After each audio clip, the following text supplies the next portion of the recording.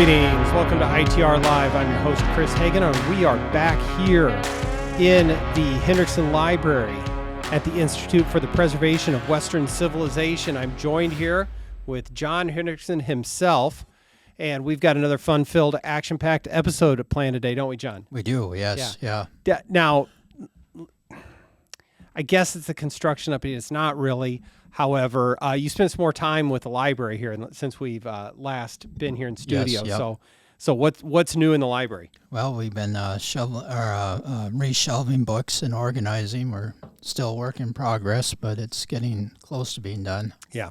So I've told you before, and I think I've maybe even told the listeners before, that I'm a former professional book shelver. Yes, that's right. Yeah. And yet I did a horrible job with them, didn't I? You had to come in. There wasn't a single book that that could stay in place when I put them on. Yeah. Okay. Now, I'm not even joking. I worked in the campus library in college. So anyway, well, good.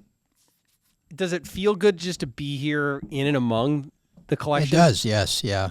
I miss my books. Yeah. Well, they're all right here. And maybe at some point we'll grow and we can actually have a dedicated library and bring folks over. Right now, it just makes for nice props for the podcast. Yeah. But we're okay with that. And when I look over at you, I think we should pull a few books down from time to time to enjoy them. Yes. But my eyes were immediately drawn to a book on Governor Reagan, which is inspiring. Yes, yeah. And, right next to a few pieces over to Nixon. And we'll forget the one on the left that's Dan Quayle, but it's all right there, right? Yeah. And I'm flanked here on the other side by, as you put it, the some of the key texts in modern conservatism. Yes, right? yep, and Civil War books. And, yeah, that's good. The history of the Whig Party. Yeah, Yeah. Right now, the left is furiously scanning the background to see if there's any Southern Confederate rebel insignia that might they could use to tear us down. So I don't know. If they do, it's on you, John, not me. Yeah. All right. Well, very good. So we're going to start with the most exciting piece of the news we have today. We're going to talk about budget numbers and spreadsheets and really dig into it because we know that's what gets people fired up. So since it was last week, was it maybe Thursday, John?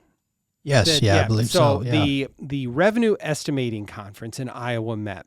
And we've talked about this before, but I want to make sure that folks know kind of what that is. It's a 3-member panel. It's the director of the Department of Management.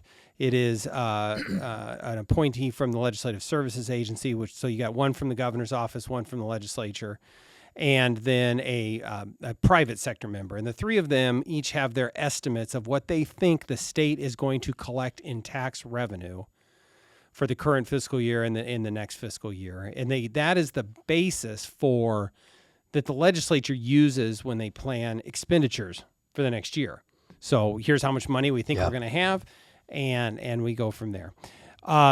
It's an estimate, and I think that sometimes we're maybe a little too quick to be critical of them for certain things, but at the end of the day, they can look at any number of indicators, but no one knows what fiscal year 2026 tax revenue is going to be, but we can look at certain indicators. Anyway, that's the process.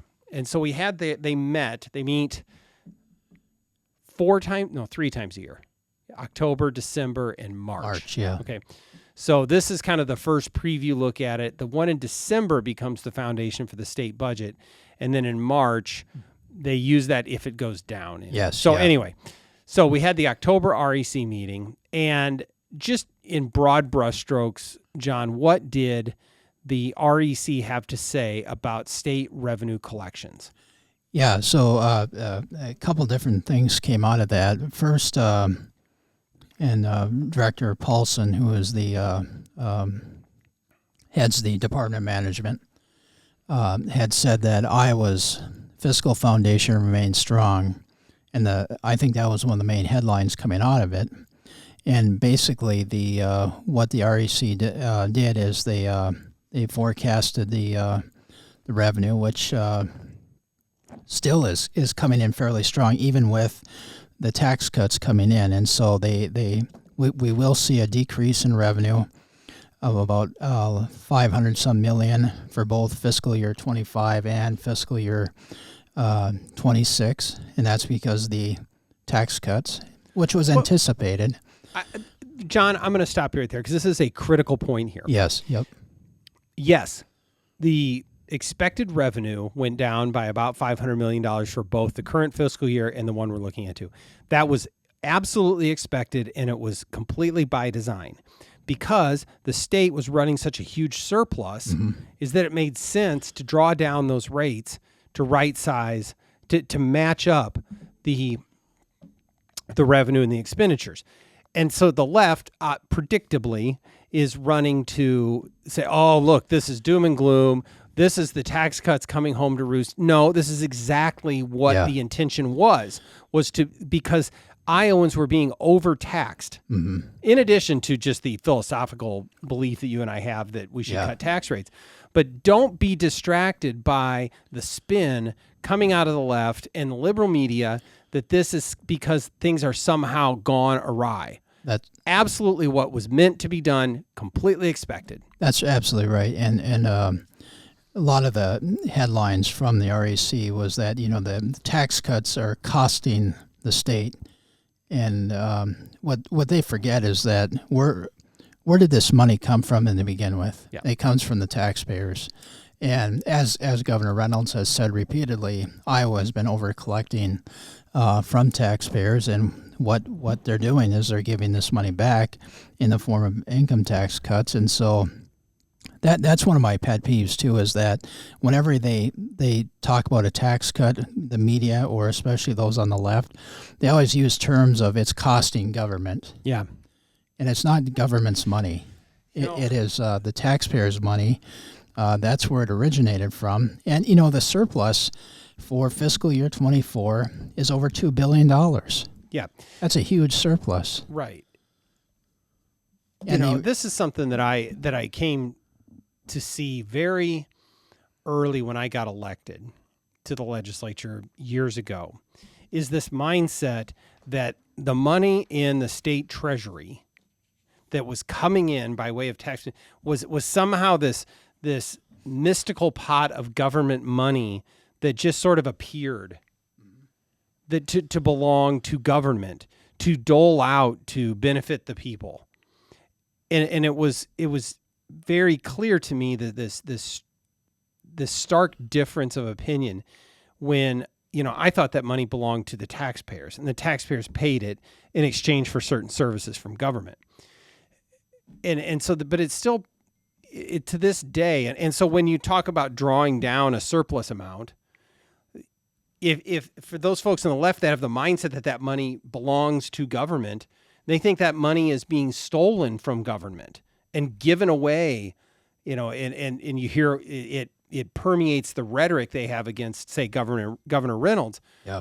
But they think that's almost robbery at some point by simply letting folks keep their money, because it doesn't work for them that way. So anyway, I want to spend some time on this idea that of the surplus, because I interrupted you because I wanted to go on my rant, but you've got the surplus amounts, you've got the taxpayer relief fund.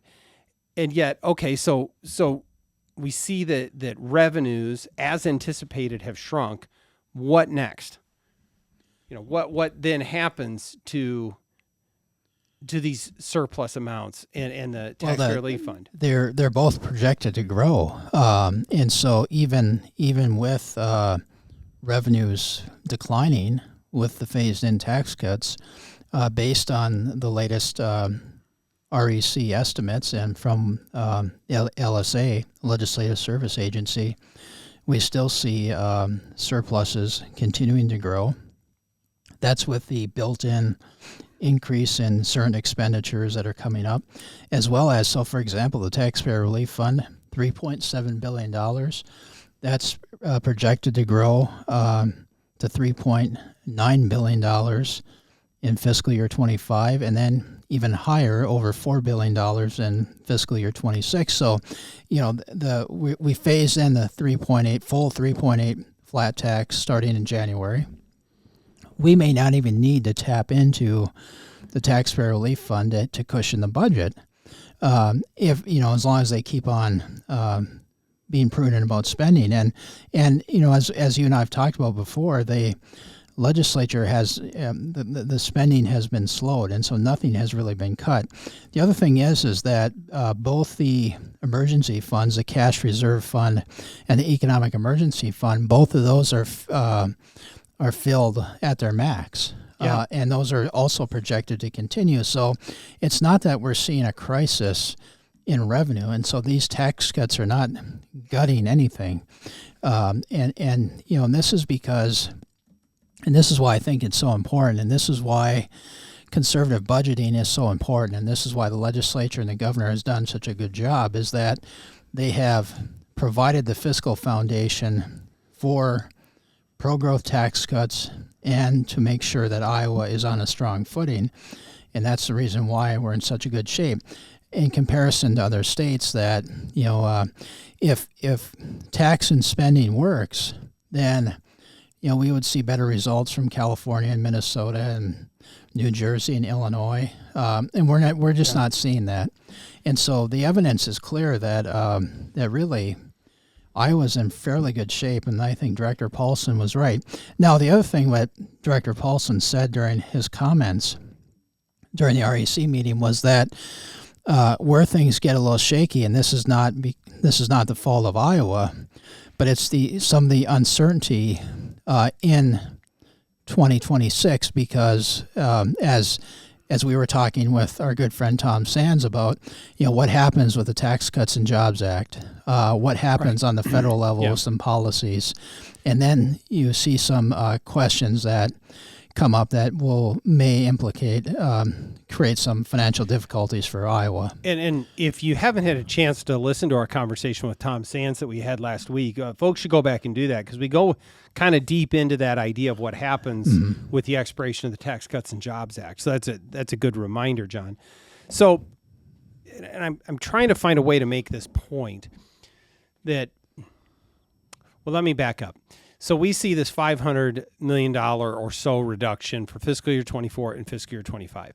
But after that, the reductions in revenue from the implementation of a 3.8% flat tax, that's then baked into the cake, right? Yes. It's not that those tax cuts will continue to drive a $500 million a year reduction year over year. Is that line item on there, because the REC breaks it down. Yes. And that line will say personal income tax receipts, and that's the one that has gone down among some other things. Yeah. That went down. Well, now that's established a new baseline. Now it will actually should start growing again because the state economy grows year over year. Yeah. And the sales tax continues to grow at a pretty good clip. My point being, we're now going to kind of get somewhere around the point where we have now right-sized state revenue collections to match what legislators need for the state budget. And if there's a discrepancy, we can go into the Taxpayer Relief Fund, which, by the way, is exactly what the Taxpayer Relief Fund was designed to do. It was designed to be a tool to enact rate reductions. And then everything will have worked. So I read a completely misinformed op-ed this week that this was the beginning of the end. And this is now we can begin to see how there wasn't going to be any money left down the road because of this, and this thing. No, it's not going to be like this every year. There may be rough years down the road because the economy ebbs and flows. But this is the state, as you mentioned with Director Paulson said, is in very strong fiscal position. And even if the ongoing revenue drops below what the legislature needs to budget, you have the surplus, you have the Taxpayer Relief Fund, which are supposed to buttress that for a few years. Anyway, I hope I've made that point clear because it's critically important with it when you hear that argument on the other side that you're armed with the facts that this is absolutely going to work. Yeah. I think you're absolutely right. And again, I would just challenge people to compare the states, compare the fiscally conservative states like Iowa versus places like California or even Minnesota, and look at what's happening in those states that are high tax and high spending. And it's very easy for those on the other side to just basically say, oh, you need to fully fund education, or you need to fully fund this program or that program.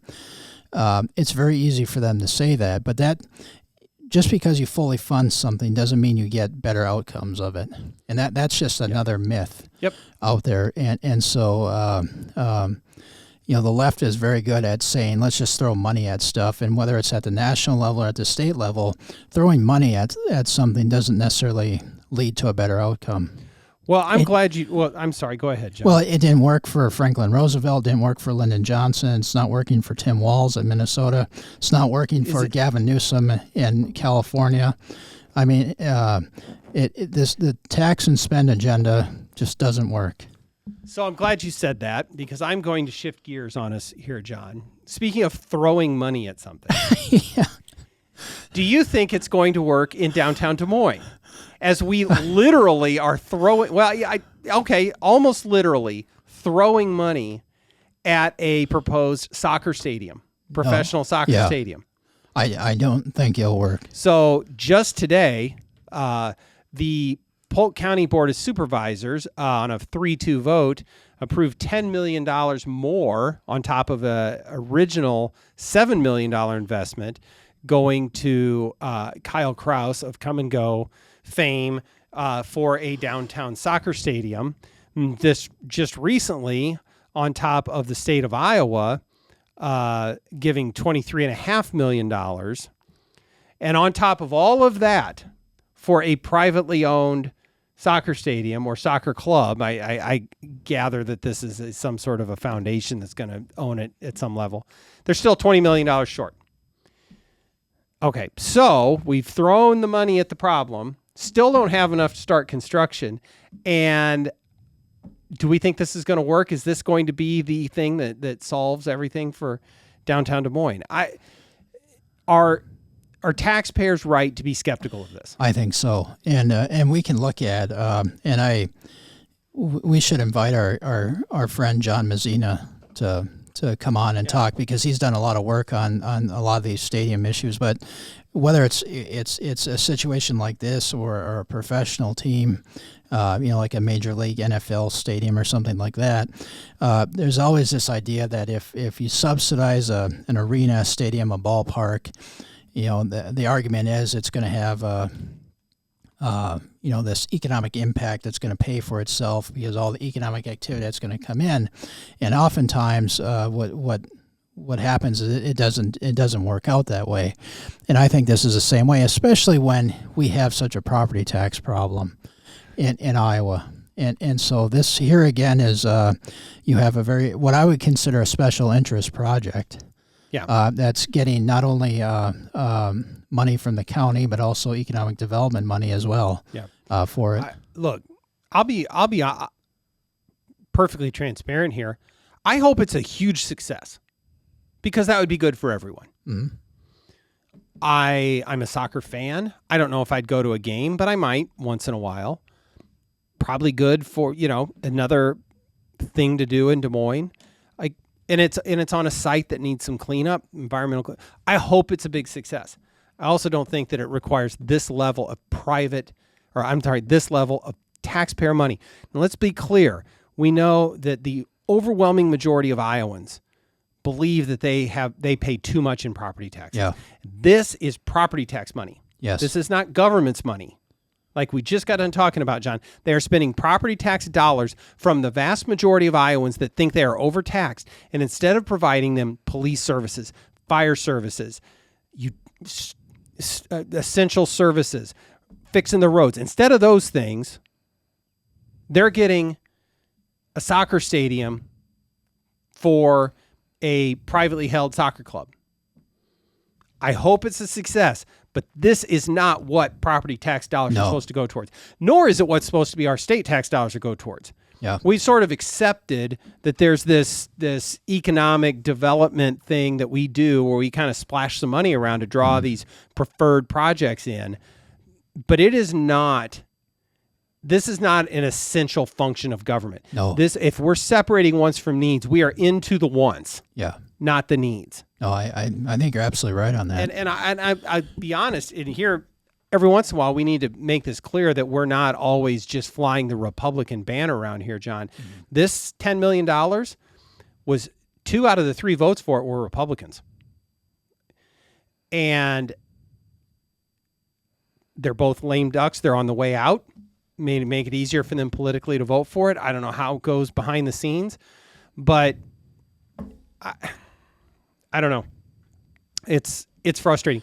And then let's go one step further, John. And I don't know if you saw this, but also this week, talking about throwing money, is the Krause Center, which is that big glass monstrosity across yes. at the Gateway West project yes. across from the Wellmark building, which I suppose if you're really into ugly modern architecture, you think it's great. I think it's an abomination. But they got a bunch of money to build that. Yeah. And they're not living up to the obligations they had to have people working in that building. Now, I see some people wanting to blame the new owners of Come and Go. But, I mean, come on. They got bought out. Mm-hmm. The jobs are going. So... And I use that as an example, even though it's the same sort of individual, that these incentives often don't work. They don't yield the results that people think they're getting. No, they don't. They make great for a press release. Yeah. You can go have your groundbreaking. Yeah, it's wonderful for ribbon cutting, and it's but the intended results don't often add up when it's all said and done. You know, how much money has the city of Des Moines plowed into enticing large corporate tenants downtown to build these big buildings, Wells Fargo, and then they just vacate. Mm-hmm. Then what do we get for it? Yeah, you get vacant buildings downtown. Yeah. And why don't we let the free market handle these things? And the city of Des Moines wanting to now fund what did you see this? The business loans. Yes, yeah. Small business loans. That's another small. If you don't have good credit and you don't have any assets, come to the city of Des Moines. They'll underwrite your project, get your business started. Never mind, even if you want government in that stuff, that there's existing state and federal programs to do that. Why in the world does a local government with 2/3 or more of their citizens mad about their property taxes, why in the world would a local government be in this? Much like why in the world would a local government want to provide universal basic income projects for their citizens? It's not their job.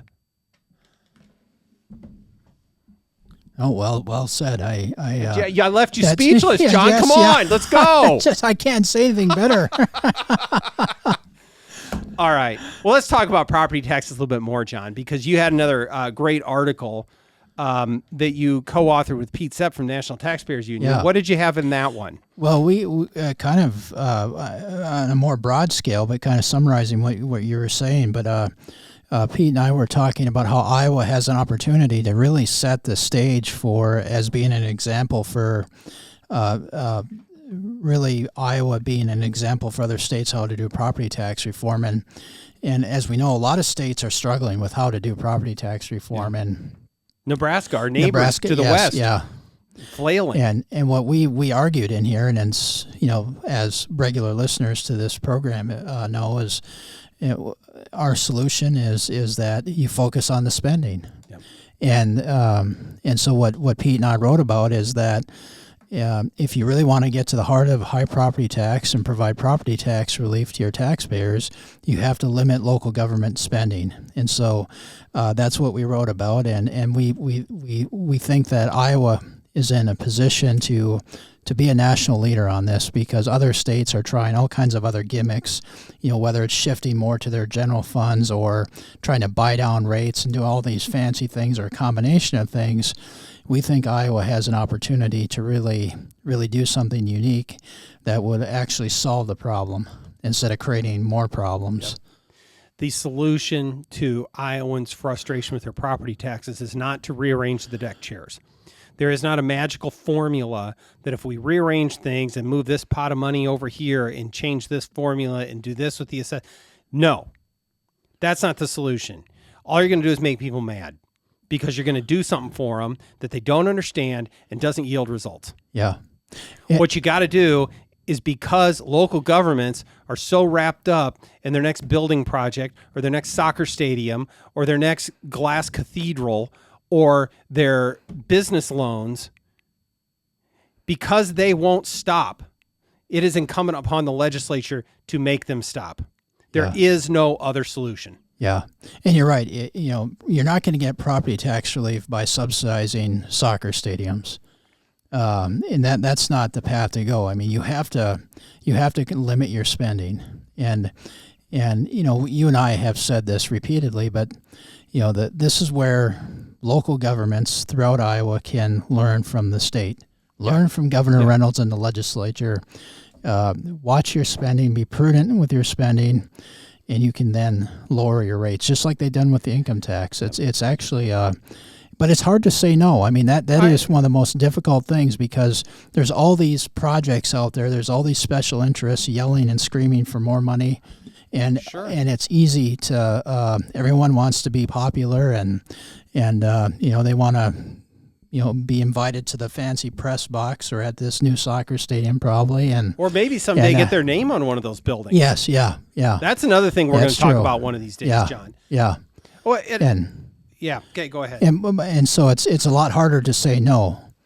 Yeah. But you're absolutely right. If we have to focus on especially in terms of property tax, if we really want property tax relief, local governments are going to have to start saying no to some of this stuff, and they're going to have to start prioritizing their budgeting and being more careful and being more prudent, and then basically making some hard decisions and say no to soccer stadiums and say no to some of these economic development and limiting their spending. I got a postcard in the mail the other day from the city of Urbandale, inviting me to take the citizen satisfaction survey. You ever done one of these, John? No, I've never been invited to do that. Well, and they say it's completely anonymous, but it's got this unique identifier on the end of the URL. Completely on it. Yeah. Well, we see Hagenow answer this one and throw that one in the circular file. But it's remarkable that the mindset comes to the surface in this survey, which is like, tell us what you think of the cultural amenities in your district. They're awesome, they're terrific, they're great, or don't know. Those are your four options. Yeah. Tell us what you think about the city of Urbandale being a welcoming community. They're super welcoming, they're awesome welcoming, or everybody, peace, love, and sunshine. Those are the only options. How much do you think we should spend on new stuff around the community? A whole lot, way too much, or write me a bigger check. Those are the only options. Yeah. And then, so whatever. And then they can use that and say that people are satisfied with the status quo. And some of them are. The one that you can tell they were really trying. What do you think about the availability of recreational amenities? Okay. Let me tell you what I think. You know why I said they are excellent. It was excellent, good, fair, or poor on that one. Because I guarantee you that everyone that says that they're poor or fair is going right into their next application for a new $43 million recreation complex. Yeah, you're absolutely right. They're excellent. You know why I think they're excellent? Because I don't think the city ought to provide them. Yeah. That's how excellent I think they are. If they're zero, great. Yeah. Sorry, I got on the wants and needs thing. Well, there's a lot of local governments that think that the solution to economic growth is based on building more trails and water parks and all this. And so they think that their solution to growing their community is based in all that stuff. And I don't think that's necessarily the case. Okay, I'm going to step back from the ledge here, John, to try and be fair. There are communities that can build some of these different amenities, and the people will really enjoy them. Yeah, and they're part of living in a nice community. But the communities that do that the right way are doing it out of their wealth. Yes, yeah. Because they have done a good job with the needs, and because their community is thriving and their property values increase and the people are, then they can add on some of these things that people want. But you don't start from the premise that we need an aquatic center in order to grow our economy. Yeah. That is absurd. If you're going to build it, and I don't think that any community ought to be in the business of operating an aquatic center, but that we've got enough people now and they all want it. Okay, maybe. I don't like it, but I get that. The trails, a lot of people like the trails, but you do them because that's part of connecting these neighborhoods, and it's yeah. But you don't start from the premise that you're going to build an aquatic center to boost economic development. Well, and I'm of the opinion of if we start lowering our property tax burden, that's going to create more economic growth, and then you can start looking at making some of those decisions of investing maybe dollars in some of those projects. But when I was, what are we? I think Tax Foundation has us the 10th highest.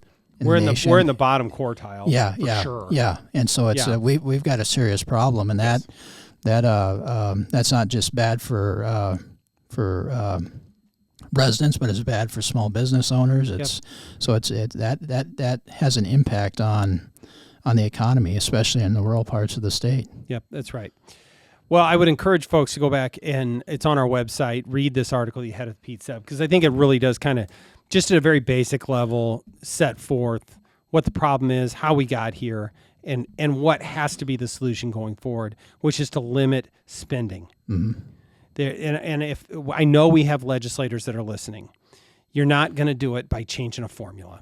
You might need to change a formula, but that's not going to yield you the results. That's right. I'm not being critical of the need to change the way you solve for X, but you will not get, your voters are crying out for relief, and you will not get there by moving money around from one line item to another in the budget. You will not get it by using state tax dollars and changing who pays, and you won't get it by some magical assessment formula. You cannot deliver the real relief that your voters expect unless you are willing to tell local government no. And that's what has to happen. So, all right. I think we covered it. It's the books, yes. John. Yeah, that's right. The books got me fired up. Yes, yeah. They have a tendency to do that. All right. There's just a lot of energy in here. Yeah. That's got me going. All right. Well, that's all the time we have for today, folks. Don't forget to like and subscribe. Don't forget to tell your friends. And don't forget to reach out and tell us if you have ideas on any of this. We'd love to hear it. And with all of that, we will see you next time on ITR Live.